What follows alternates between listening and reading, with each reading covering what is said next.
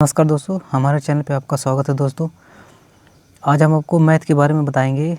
बहुत से लोग ऐसे बंदे होते हैं जो एग्ज़ाम पे बैठते हैं, क्वेश्चन सरल रहता है, सिंपल रहता है, लेकिन उसको छोड़ के चले आते हैं, कहीं ना कहीं गलती ज़रूर कर देते हैं। बहुत सिंपल और सटीक तरीका होता है, गो टू ऑप्शन भी कर सकते हैं, लेकिन वो कर नहीं पाते हैं।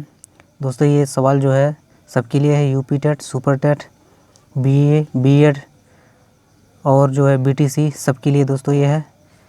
शुरू करते हैं। सबसे पहला क्वेश्चन दोस्तों है 9, 12, 18 का लासा।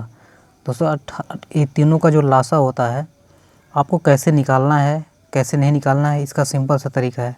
दोस्तों, 9, 12, 18 का लासा जो होता है, इसमें देखा जाए पहले इसमें सबसे बड़ी संख्या कौन सी है। इसमें सबसे बड़ी संख्या आपकी 18 है, यानी कि लासा जो होगा 18 से ही बड़ा ही होगा या 18 होगा। इसमें क्या होता है, पहले तीनों का लासा कैसे निकालते हैं, वह छोटी से छोटी संख्या ऐसी ली जाए जो 9, 12, 18 से कट जाए। बहुत ज़्यादा बड़ी भी संख्या भी नहीं होनी चाहिए और 9, 12, 18 से कटनी भी चाहिए। पहले क्या करते हैं दोस्तों, 9 से 45 में पहले देखते हैं कटता कि नहीं। 9 पच्चे 45, दोस्तों ये कट जा रहा है। अब 12 से देखते हैं, 12 से नहीं कटेगा, 18 से भी नहीं कटेगा, यानी कि पहला वाला ऑप्शन गलत है। दूसरा देखते हैं दोस्तों, 9 चौक को 36 सही है, 12 तियाँ 36 सही है, 18 दूने 36, यानी कि तीनों में कॉमन 36 कट जा रहा है। दोस्तों, ये 9 जो है सबसे छोटी संख्या इसमें है, इससे मतलब ही नहीं है। 27 भी नहीं कटेगा, यानी कि जो हमारा दूसरा ऑप्शन है 36, यही ऑप्शन सही है। 9, 12, 18 का लासा 36 है। चलिए दोस्तों, दूसरा क्वेश्चन देखते हैं। दोस्तों, दूसरा क्वेश्चन है 9 के अपवर्त हैं। दोस्तों, यहाँ पे बहुत ध्यान देना होता है कि अपवर्त होता क्या है। दोस्तों, 9 के अपवर्त तो क्या कहते हैं, जो प्राकृतिक संख्या होती है, कोई भी प्राकृतिक संख्या दिए गए संख्या में गुणा करने पर जो संख्या प्राप्त होती है, जो प्राकृतिक संख्या प्राप्त होती है, उस संख्या का अपवर्त कहते हैं। प्राकृतिक संख्या होती क्या है दोस्तों, प्राकृतिक संख्या 1 से स्टार्ट होती है अनंत तक। ये आप ध्यान रखिएगा, जो प्राकृतिक संख्या होती है 1 से अनंत तक होती है। अब देख लीजिए 9 के अपवर्त हैं। दोस्तों, 9 का प्राकृतिक संख्या में कोई किसी से भी गुणा करिए। पहले 1 से करिए, 9 के 9 ठीक है। 2 से गुणा करिए, 18 आ रहा है, 9 दूनी 18। 3 से गुणा करिए, 3 से गुणा करिए, 9 त्रिक 27, 9 चौक को 36। दोस्तों, पहला वाला ऑप्शन तो मैच कर रहा है। दूसरा देखते हैं, 3, 6, 9। दोस्तों, 9 में अगर पहली प्राकृतिक संख्या 1 से ही गुणा कर रहे हैं तो 9 ही आता है, लेकिन 3, 6 भी है, यानी कि दूसरा वाला ऑप्शन गलत है। तीसरा वाला देखते हैं, ये भी बिल्कुल गलत है, क्योंकि सबसे एक तो पहले ही छोटी संख्या हो जा रही है 9 से, ये भी गलत है। डी भी गलत है। दोस्तों, इसमें जो ऑप्शन है ए वाला सही है, ए वाला ऑप्शन सही है। चलिए दोस्तों, नेक्स्ट क्वेश्चन पे चलते हैं। सबसे छोटी प्राकृतिक संख्या कौन है। दोस्तों, इसके पहले हम बता चुके हैं कि प्राकृतिक संख्या कहाँ से होती है स्टार्ट। दोस्तों, प्राकृतिक संख्या जो स्टार्ट होती है 1 से स्टार्ट होती है, 1 से स्टार्ट होती है, अनंत तक चली जाती है। ये प्राकृतिक संख्या होती है। 1, 2, 3, 4, 5 डॉट डॉट करके अनंत तक जाती है, वो प्राकृतिक संख्या होती है। दोस्तों, यहाँ पे दिया है कि प्राकृतिक संख्या यानी कि धनात्मक हमको कह रहा है, यानी दिया नहीं, हमको धनात्मक सोचना पड़ता है। अगर प्राकृतिक ऋणात्मक संख्या कहता तो हम उसको कुछ दूसरा मान सकते थे, लेकिन लिखा हुआ सबसे छोटी प्राकृतिक संख्या कौन सी है, यानी सबसे छोटी प्राकृतिक संख्या 1 से स्टार्ट होती है, यानी सबसे छोटी संख्या 1 होगी। सी वाला ऑप्शन सही है। चलिए दोस्तों, नेक्स्ट क्वेश्चन चलते हैं। दोस्तों, अब देखिए नेक्स्ट क्वेश्चन है, सबसे छोटी पूर्ण संख्या कौन सी होती है। दोस्तों, ये भी बहुत ज़बरदस्त क्वेश्चन है। बहुत से बंदे ऐसे होते हैं छोड़ के चले जाते हैं, कहीं ना कहीं बी पे लोग ऑप्शन मार देते हैं, कहीं कुछ बंदे ऐसे होते हैं इनमें से कोई भी ऑप्शन मार के चले जाते हैं। कुछ लोग जानते हैं आंसर तब भी छोड़ के चले जाते हैं। कभी कभी एक जानवर भी होते हैं, हम लोगों को फ्री में नंबर दे के चले जाते हैं, लेकिन सामने वाला बंदा समझ नहीं पाता है। दोस्तों, इसमें क्या दिया हुआ है, सबसे छोटी पूर्ण संख्या क्या है। दोस्तों, पूर्ण संख्या जब स्टार्ट होती है, पूर्ण संख्या माने पूरी संख्या, यानी कि 0 को भी ले लीजिए। प्राकृतिक संख्या में 1 से लिया जाता है और पूर्ण संख्या में 0 से लिया जाता है। दोस्तों, सबसे छोटी पूर्ण संख्या क्या होती है, 0 से स्टार्ट होती है। 0, 1, 2, 3, 4, 5, यानी सबसे छोटी संख्या जो पूर्ण संख्या पूछ रहा है, पहला वाला ऑप्शन होगा ए। दोस्तों, ये जो है जीरो जो है 2 से भी छोटी है, माइनस 2 से भी छोटी है। माइनस लेना ही नहीं क्योंकि हमको ऋणात्मक में नहीं बोला है, इसीलिए जो है माइनस में हमको नहीं कुछ करना है। सबसे छोटी पूर्ण संख्या बोला है यानी कि जीरो होगा। चलिए दोस्तों नेक्स्ट पे चलते हैं। ये दोस्तों बहुत ही अच्छा क्वेश्चन है। ये बहुत से बंदे नहीं जानते हैं कि मतलब ये क्या पूछ रहा है।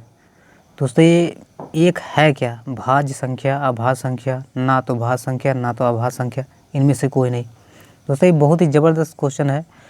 ये एक जो है ना तो भाज्य है ना तो अभाज्य, ये किसी से कटता नहीं है, ये सबको काट भी देता है, किसी से कटता भी नहीं है। इसीलिए इसको अलग कैटेगरी में रखा गया है। ना तो अभाज्य है ना तो भाज्य है, दोनों में आता है। इसका जो ऑप्शन होगा सी वाला ऑप्शन तो सही होगा इसका। चलते हैं दोस्तों नेक्स्ट क्वेश्चन में। ये देखिए दोस्तों, ये भी बहुत ज़बरदस्त क्वेश्चन है। दो क्रमागत दो पूर्णांकों का अंतर क्या होता है। दोस्तों पूर्णांक क्या होता है, पूर्णांक और जो होता है आपका पूर्ण संख्या। पूर्णांक दोस्तों पूर्ण संख्या ये दोनों सेम ही होता है, लेकिन जो भी होता है पॉजिटिव में होता है। इसमें दिया गया है दो क्रमागत पूर्णांकों का अंतर। इसमें देखना है आपका पूर्णांक संख्या कहाँ से स्टार्ट होती है। 0, 1, 2, 3, 4, 5, 6 ऐसे स्टार्ट होती है, यानी कि दोनों का अंतर चाहे 5, 6 ले लीजिए चाहे 7, 8 लीजिए, उसके दोनों का अंतर कितना हो रहा है, 1 हो रहा है। यानी कि इसका आंसर जो होगा 1 होगा, यानी कि बी वाला ऑप्शन। अंतर जो है दोनों का चाहे 4, 5 लीजिए, दो क्रमागत लगातार कह रहा है इसलिए, यानी कि 1, 2 लीजिए या 3, 4 लीजिए, या दोनों का अंतर कितना होता है, 1 होता है। इसका ऑप्शन जो है बी वाला सही होगा। ये देखिए दोस्तों, किसी पूर्ण संख्या में से शून्य घटाने पर क्या प्राप्त होती है। दोस्तों कोई भी संख्या हो, अगर पूर्ण संख्या से अगर हम किसी भी संख्या से हम 0 घटाएंगे तो क्या होगा दोस्तों, वही संख्या आएगी। ये सोचने वाली बात है दोस्तों।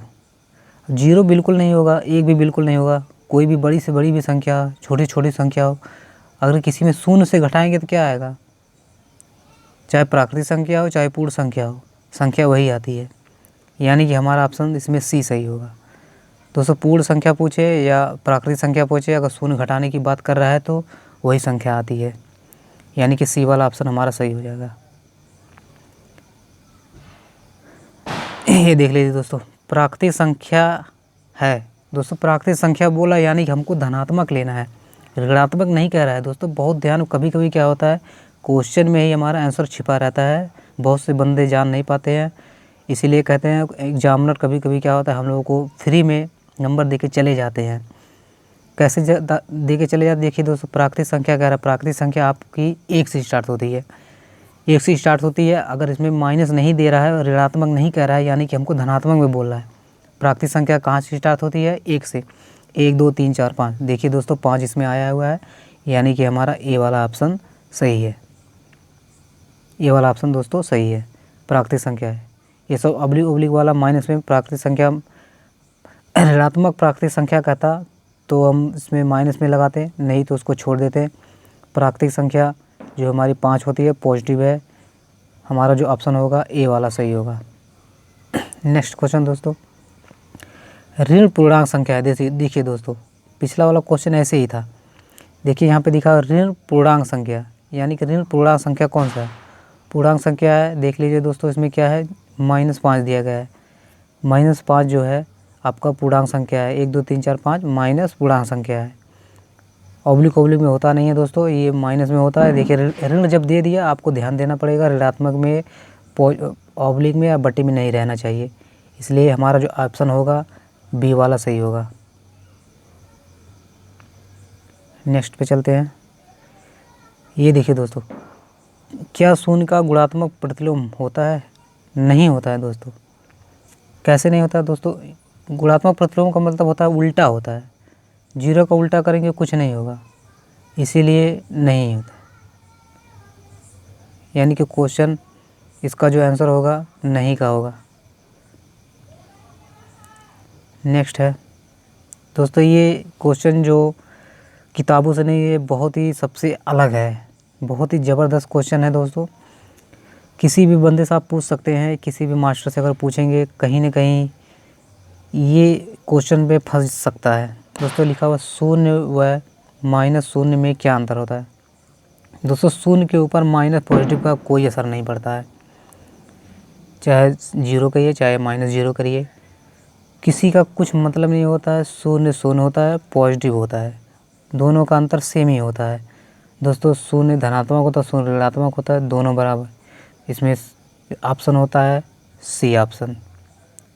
दोस्तों इसमें ना धनात्मक होता है ना ऋणात्मक होता है, चाहे जैसे लिखिए शून्य शून्य होता है, इस पर कोई चिन्ह का असर नहीं पड़ता है।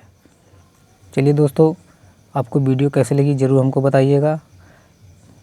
हमारे चैनल को सब्सक्राइब कर लीजिए, आपको हम अलग भी अपडेट करते रहेंगे। सीटेट वाले ज़रूर इसको सब्सक्राइब करके रखें, बीटीसी बीएड वाले भी करके रखें, उनको भी हम अच्छे क्वेश्चन देते रहेंगे। जय हिंद दोस्तों।